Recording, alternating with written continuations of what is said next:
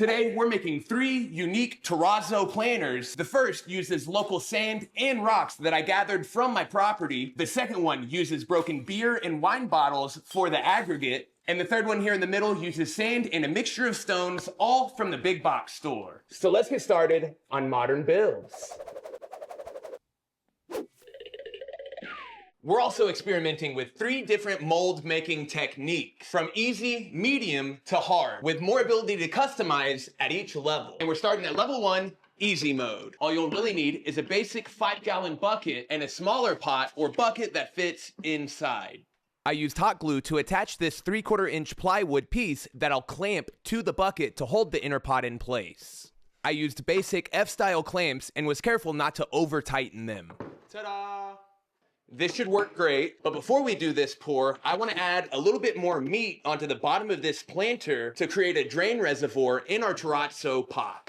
To do this, I'm using a couple pieces of 1-inch thick rigid foam insulation cut to the same size as the bottom of the planter. These 2 pieces don't need to be perfect. I started by attaching them to the inner pot with hot glue, but I wouldn't do that. I soon switched to black gaffer's tape, and that worked well for me. Also, duct tape or painter's tape would work here.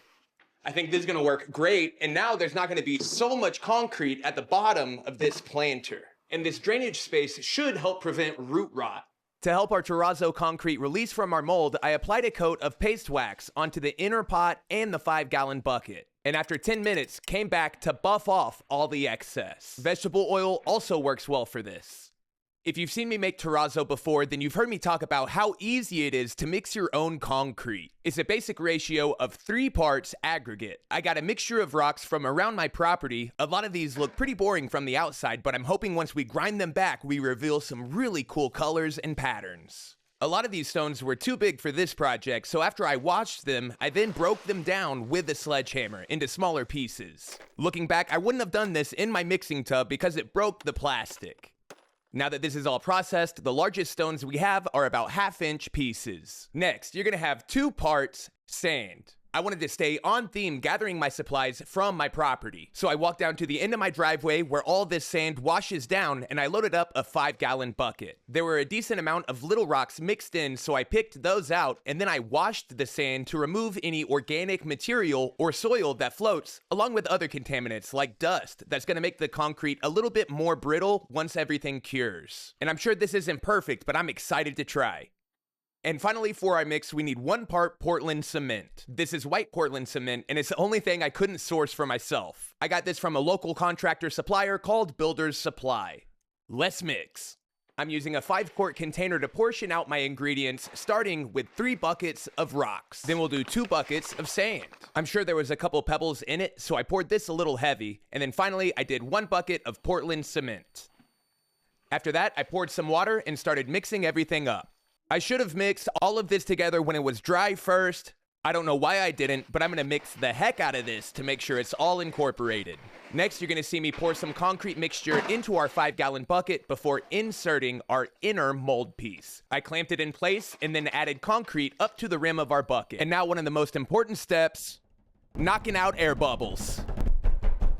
And I recommend letting this cure at least 48 hours. Unfortunately, my concrete couldn't slide out of the bucket. The paste wax just didn't work well enough, so I had to cut it apart. But it looked clean. I would have liked to save the bucket, but let's get the liner out. It was a little tricky to do, and unfortunately, I broke it also. After that, I removed the rigid foam insulation to create our drain reservoir. Now it's time to bring this concrete planter outside and grind it to expose the aggregate, turning it into terrazzo.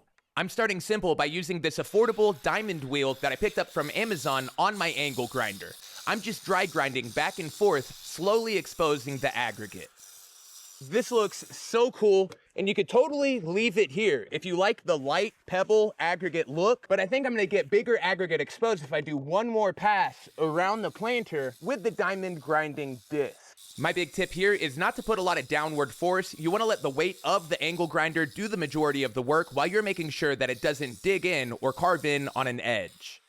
I think this looks so awesome. You can see how many pebbles are visible now. And next, I'm going to flatten out the top real quick. This exposed some really cool stones on top. Next, I'll use this set of diamond polishing pads on my random orbit sander to remove the scratches left from my diamond disc. I started with 50, went to 100, and ended with 200 grit. With each grit, I went back and forth and around the planter to improve the feel. This looks so good, and I'm sure I look crazy. The planter feels really round. That's awesome. If I wanted, I could totally just apply a finish to this, but I'm gonna mix up and apply a slurry coat onto this planter to backfill any negative spaces or voids. And to do this, I've got 100% Portland cement. That way, when I sand it back, particles of sand don't cause any new negative spaces. I'm gonna start with the 400 grit and see if it's aggressive enough to remove this slurry coat. It worked great, and for these high grit pads, you typically need to wet grind or polish with them, but since I'm using my random orbit sander, it's spinning a lot slower than what an angle grinder would, and it doesn't build up enough heat for the pads to burn. I used 400, 800, 1500, and then 3000 grit. Very, very nice. Very, very good. The finish I'm using is lacquer based, but it's from the company Glaze and Seal. It's a wet look, high gloss, masonry, and concrete lacquer. This gave me a ton of contrast between the concrete and the stones. I liked it. This lacquer created more of a protective film finish than acrylic finishes typically do, which soak in and then cure. I'll do at least 2 coats with this, and to protect my applicator, I'm just gonna store it inside of my glove, and it'll be ready in 20 minutes to apply the second coat. Still wet.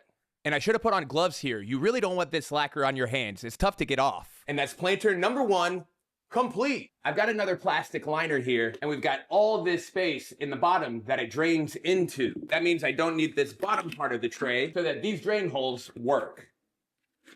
That doesn't look terrible, but I'm gonna trim this back. That way it just looks a little bit cleaner. After that, I added this split leaf plant, which looks cool. I love all the colors. This looks awesome. I'll get all of it cleaned up so I can show a couple of quick beauty shots. I just think it's so neat we're able to use sand and stones from the property to make this planter, and the coloring is killer. I think I've got a good spot for this in the house next to my record cabinet where I had a Monstera plant outgrow its space. And now it's time for planter number 2. Form number 2 is exciting because it's customizable. I'm using this Quikrete cylindrical pier concrete tube form. Mine's a 12-inch diameter, and by cutting it at different heights, you can totally customize your planter. And with this, we'll have perfectly straight sidewalls. Mine's about 14 inches tall, and that works good for this 5-quart inner liner that I'm gonna use for the inside of the mold. I added some rigid foam insulation to the bottom for a drainage cavity just like before, but unlike our last mold, we're gonna be pouring this concrete upside down. I attached both pieces of our form to a piece of melamine with hot glue, and I let that dry. Then I came back and applied a coat of paste wax to the inside and outside of our mold to help it release a little bit easier. Planter mold number 2 complete. Nice. And look at all these bottles. We got different colors of beer bottles and a few wine bottles. I already removed all the labels off of these, first by soaking them in water and dish soap for about an hour, and then using a razor blade scraper or a sharp knife to scrape away all of the paper labels. This worked for the Dos Equis and the Pacificos great. But these really cool blue Bud Light Platinum bottles have a super sticky plastic label that just peels away, and then I used paint thinner to remove any leftover adhesive on all the bottles. Yes, I know I should have been wearing gloves here. I put them on right after this. Also, mineral spirits work really well for this. Wear safety equipment. Let's break bottles. That's fun. I recently built an entire outdoor dining table using recycled beer bottles. I built it with my dad. If you want to check that out, link is below. I don't know how I'm supposed to say you should try it, but also don't try it at home, so do with that what you will. And we've got a lot here. I'm gonna break down the necks of the bottles and crush up the bottoms that have thicker glass, and we'll see how much this compresses down, because we might not need any more. I wanted a full 5-gallon bucket. I didn't quite get it, so I went ahead and broke the wine bottles and assorted glass that I had gathered too. So the shadow line here is the top of our glass. I'm gonna make a mark here because I know I want 3 parts aggregate, 2 parts sand, and 1 part Portland cement. So I'm gonna split this bucket up, making marks at every third. This is how I'll portion out my ingredients. It's time to mix. I added my glass, then I filled up my sand to that second line, and then my Portland to the bottom line. And this time, I was sure to mix up all my dry ingredients before adding water. I also transferred it into this larger mixing tub. I'm looking for some thick pancake batter consistency. Perfect. Loading up the mold with our concrete terrazzo mix was a lot easier with the form upside down. Looking back, I realized I should have worked the concrete along the sides of the mold to make sure it got packed in good and there weren't negative spaces. My glass aggregate was relatively large, so a couple days later, when I took this out of its mold, I was surprised at what I found. Whoa, this one's got a lot of negative space. But I am super happy because this did not collapse as much as I thought. And what's awesome is you could totally duct tape this back together and at least get one more good use out of this form. Right away, I mixed up a slurry coat of 2 parts sand, 1 part Portland with just a tiny bit of glass mixed in to backfill these big negative spots. Then the next day, I broke out my diamond angle grinding disc and I started carving this concrete back to reveal the glass aggregate. The glass is super smooth, so there is a little bit more tendency for this aggregate to chip away during the carving process. Next, I used my 50, 100, and then 200 grit diamond polishing pads to remove scratches from the carving disc, and then I applied a slurry coat of pure Portland cement. Then the next day, I came back with my 400 grit polishing pad and went through a similar process that I did on the 5-gallon bucket planter, all the way up to 3,000 grit. We just got to make sure it doesn't build up too much heat. That's what's good about this random orbit sander. I'm curious how this sealer does removing scratches from the glass that might be left over. And FYI, I did 2 coats on all 3 planters. Now let's get a plant in it. And even though I'm not going to be able to get this liner out, I am going to use my multi-tool to plunge cut into the middle of this thing so that I can take out a lot of this foam underneath and create that negative space for draining that I wanted from the beginning. And this very pretty bush is called a sun trumpet. And the cool thing is it fits perfect. I'll be totally honest, I don't love the contrast between the pure white slurry coat and the rest of the planter. The Quikrete sand I used said it was washed, but it really stained the concrete a lot, and the Portland had a hard time matching it. I still like it, but there's room for improvement. Let's do planter number 3. Form number 3 is cool for a few reasons. One, it's made out of wood. I'm using these 2x8 scraps that are actually 7 inches wide to make an 8-sided octagon mold. With this method, you've got a completely customizable form, whatever height you want, and you can pick as many sides too. You could do a 6-sided hexagon mold or something with 10 or 12 sides too.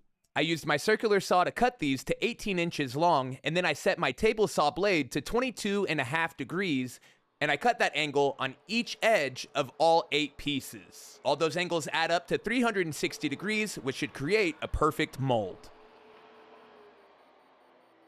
Once again, I'm using gaffer's tape, but duct tape would be awesome for what I'm doing here. I'm placing all 8 pieces edge to edge in line so that they're stuck to the tape, and then I can fold up this whole octagon mold. It was tricky, and I definitely would not use painter's tape and try this.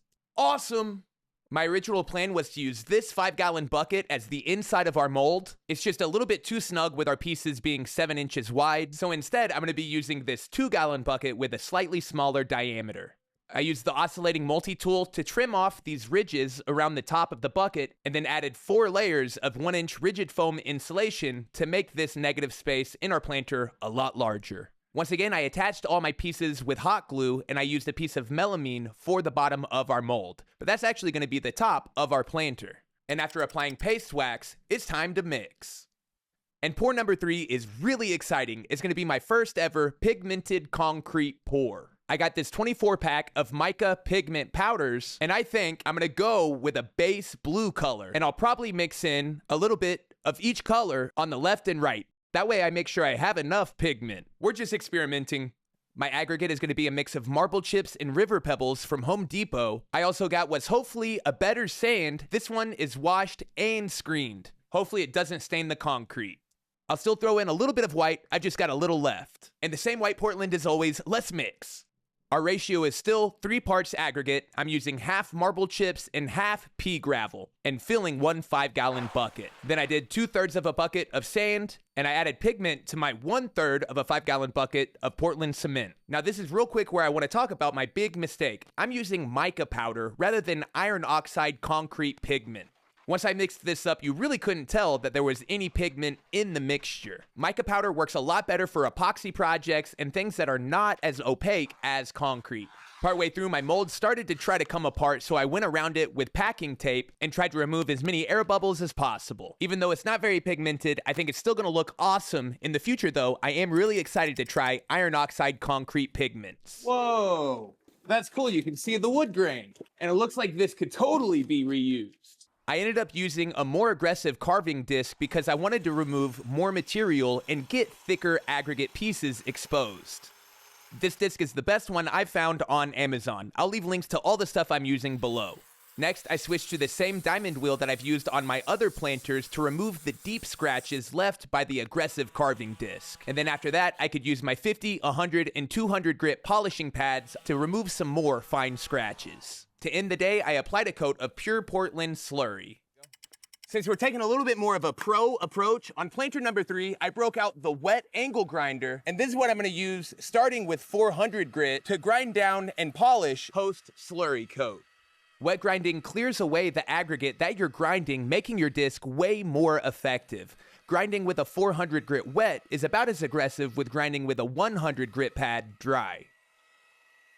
This looks so amazing. I can totally imagine this octagon shape working awesome for a table base or something like that too. I've not been this successful removing scratches from stone yet, making terrazzo. I'm just really happy. We keep improving. Let's get some finish applied once this dries. And really quick, I want to give a big thanks to Squarespace for sponsoring today's episode. Your one-stop shop to build your own website or online store, no experience necessary. And with Squarespace's design intelligence and Blueprint AI, their next generation AI-enhanced website builder, that has never been easier. And don't forget, Squarespace sites are packed with tons of great features like SEO integration, meaning they do all the complicated backend work to make sure you show up more often on search results. And with Squarespace invoices, you can get paid faster and impress your clients with on-brand invoices, and streamline your workflow from proposals to contracts, invoices, and seamless online payments all in one place. And finally, with Squarespace email campaigns, you've got all the tools you need to engage your clients, promote your services, and build your business built in. So to learn more, make sure and follow my link down in the description. That's squarespace.com/modernbuilds. And then when it's time to make your new site live, don't forget to use my code ModernBuilds for 10% off your first site, store, or domain through Squarespace. As always, huge thanks to Squarespace and you all for watching. Now let's finish up these planters. Here you see me using my multi-tool to cut away the bottom of the bucket so I could remove the foam and it from the inside of our pot. This is a Peruvian apple cactus. I'm adding rocks to the bottom for drainage, and then the plant can go in.